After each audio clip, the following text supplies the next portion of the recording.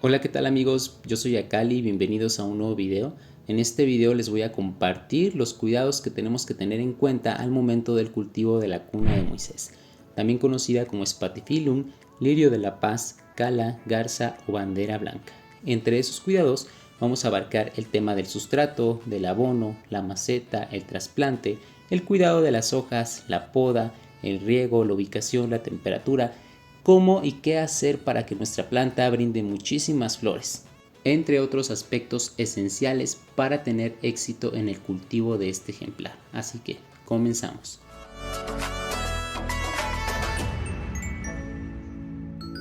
La cuna de Moisés es una planta originaria de México, América tropical, Malasia y oeste del Pacífico. Algo similar entre estos lugares es que se destacan por tener espacios calurosos y húmedos. En su hábitat natural la podemos encontrar alrededor de arroyos y ríos, y con una raíz muy corta, así que nuestra cuna de Moisés es una planta tropical. Es muy importante conocer este dato en las plantas porque de esta forma ya estamos pensando en cómo darle las condiciones adecuadas a nuestro ejemplar para poder tener éxito. Y es así como te comparto la ubicación ideal de esta planta. Teniendo en cuenta el punto anterior, debes de elegir un lugar cálido, tibio o caliente. Y nunca sol directo, porque el sol directo puede quemar el follaje. La ubicación ideal puede ser un lugar de sombra, media sombra o un lugar muy iluminado.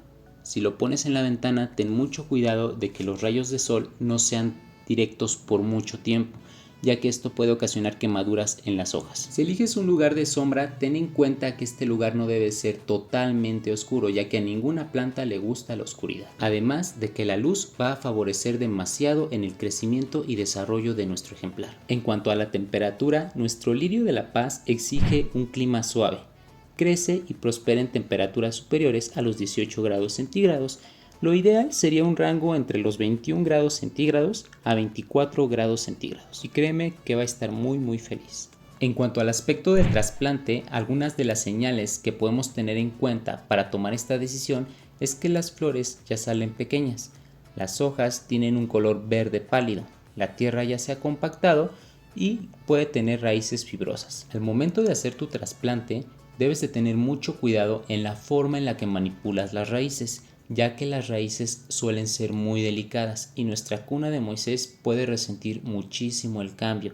Yo te recomiendo que lo hagas con mucha paciencia, que quites totalmente el sustrato poco a poco y que además lo hagas cuando el sustrato no esté tan húmedo, ya que desde mi experiencia es más fácil retirarlo cuando está casi completamente seco. En cuanto al sustrato, esta planta no suele ser muy exigente, simplemente debes de tener algo en cuenta, que el sustrato sí debe de mantener humedad, pero no debe encharcarse, debe de tener un buen drenaje. Yo estoy utilizando una mezcla que realmente es bastante esponjosa, pero retiene mucha humedad, pero no al grado en donde la raíz pueda pudrirse. Esta mezcla contiene perlita, fibra de coco, tierra especial para macetas, que por lo regular tiene tierra negra, y a esto le estoy añadiendo humus de lombriz. Como puedes observar, es bastante liviana y muy esponjosa, y eso favorece mucho a la oxigenación de las raíces. También puedes optar por tierra de hoja o tierra de encino, que son sustratos que drenan con mucha facilidad el agua, no se encharca y además conserva la humedad que las raíces necesitan para poder desarrollarse de una forma óptima. Recuerda que la idea del sustrato que utilices es que tenga un buen drenaje, que no se compacte. También puedes agregar arena o también puedes agregar corteza de pino.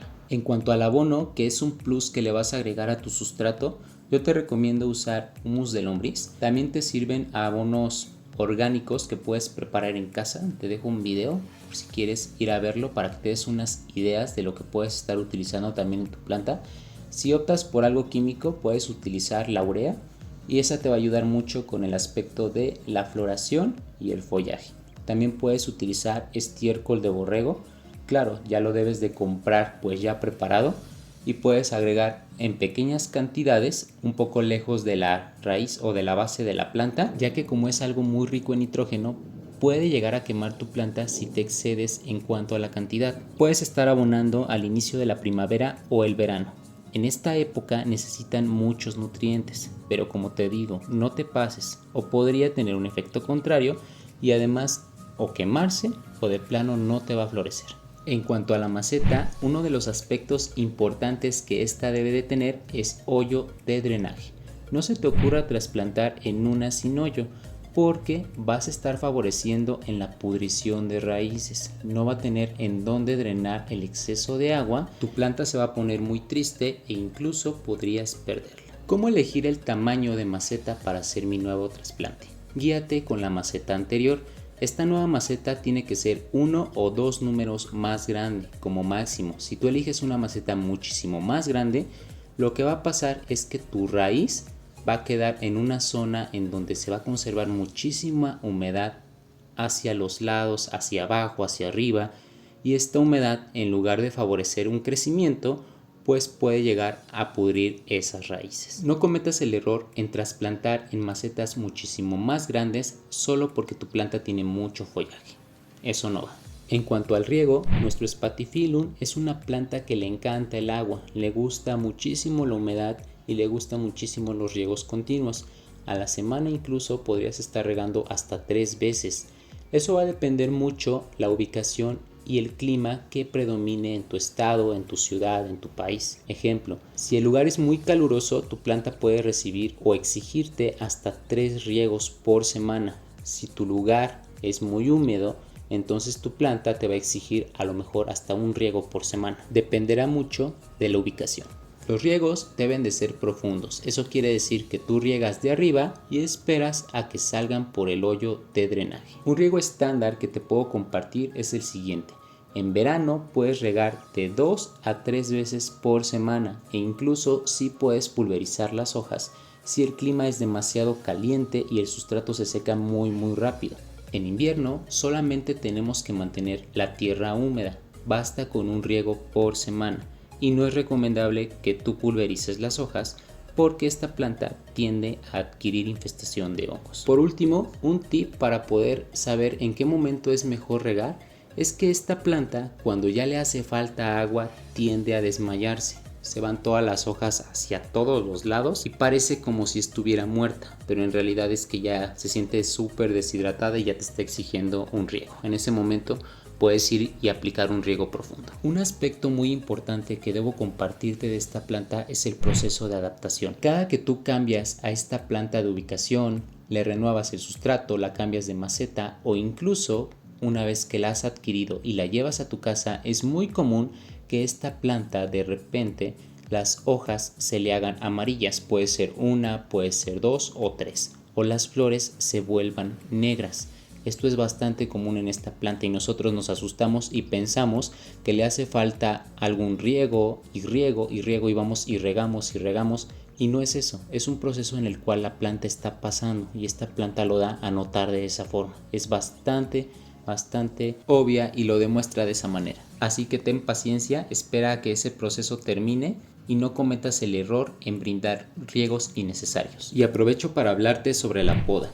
La poda es algo muy importante que nosotros debemos de aplicar en la planta, sobre todo cuando ya tiene hojas secas, hojas que están muy débiles, hojas rotas, hojas amarillas o con puntas cafés o negras. Este tipo de hojas lo único que hacen es restar energía en nuestras plantas y es por eso que la poda aquí juega un papel muy importante en nuestro jardín. En caso de que nuestra planta esté muy bien cuidada y no presente ninguna de estas características en las hojas, pues aún así podemos aplicar una poda. Pero hay que preguntarnos qué es lo que queremos lograr. Si lo que queremos lograr es que nuestra cuna de Moisés tenga más flores, entonces vamos a eliminar más hojas verdes. Vamos a aplicar una poda, vamos a retirar hojas verdes y esto va a favorecer a que nuestra planta empiece a dar floración.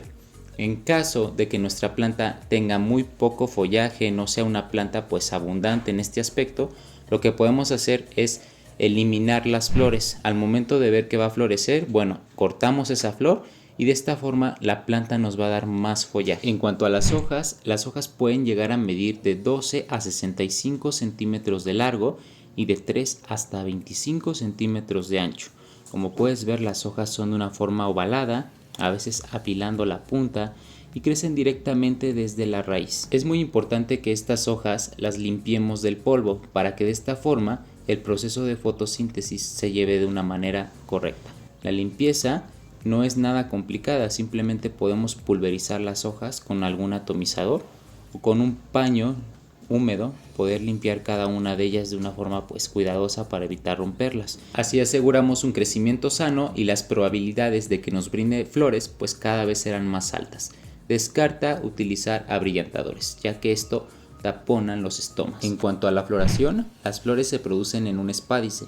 Es un tipo de espiga y está rodeado por una espata, que es una bráctea amplia y a veces coloreada, que envuelve la inflorescencia y puede llegar a medir de 10 a 30 centímetros de largo y puede ser de color blanco, amarillo o un poco verdoso. Algo que me gusta mucho de esta planta es que las flores son verdaderamente hermosas y además son muy duraderas. ¿Qué es lo que sucede cuando nuestra cuna de Moisés no está floreciendo? Bueno, si esto ocurre, significa que algo no estamos haciendo bien en el cultivo de esta planta. Hay 3 aspectos que son muy importantes para que esta planta nos regale flores. Uno es el riego, el segundo es la temperatura y la tercera es la fertilización. Estos 3 aspectos son esenciales para que este proceso pueda ocurrir y es por eso que los he incluido en este video. Y podemos estar abonando con abonos orgánicos caseros, también puedes utilizar humus de lombriz o algunos abonos químicos. La forma puedes hacerla durante todo el año a excepción de invierno. En invierno sí te recomiendo que la dejes descansar un poco sobre el fertilizante y si haces una fertilización o un abono cada mes en pequeñas cantidades será suficiente. En cuanto a la reproducción del Spathiphyllum, hay 3 formas de hacerlo. La primera es por semilla, la segunda es por rizoma. Por lo regular encontramos rizomas en ejemplares ya adultos. En caso de que no lo conozcas, los rizomas son tallos que han crecido de una forma subterránea y que ya han desarrollado raíces propias. Mediante la división de estos rizomas podemos obtener nuevas plantas. Para esto es necesario que tú saques la planta completamente, quites todo el sustrato para ubicar si tu planta ya tiene algún rizoma que puedas estar dividiendo. Y la tercera, muy fácil, es por división de planta. La cuna de Moisés es una planta que tiende a echar muchísimos hijitos y esos hijitos tú los puedes separar y plantar en macetas individuales. Te darás cuenta porque es como un pequeño ramo y ese pequeño ramito lo puedes dividir, lo puedes separar y tienes una planta nueva. En cuanto al aspecto de la toxicidad, esta planta podría ser tóxica tanto para animales como para humanos, así que lo mejor es mantenerla fuera del alcance, sobre todo de los niños, para evitar que puedan llegar a ingerirla por accidente. En cuanto a plagas y enfermedades, es muy común la araña roja, los pulgones y los ácaros.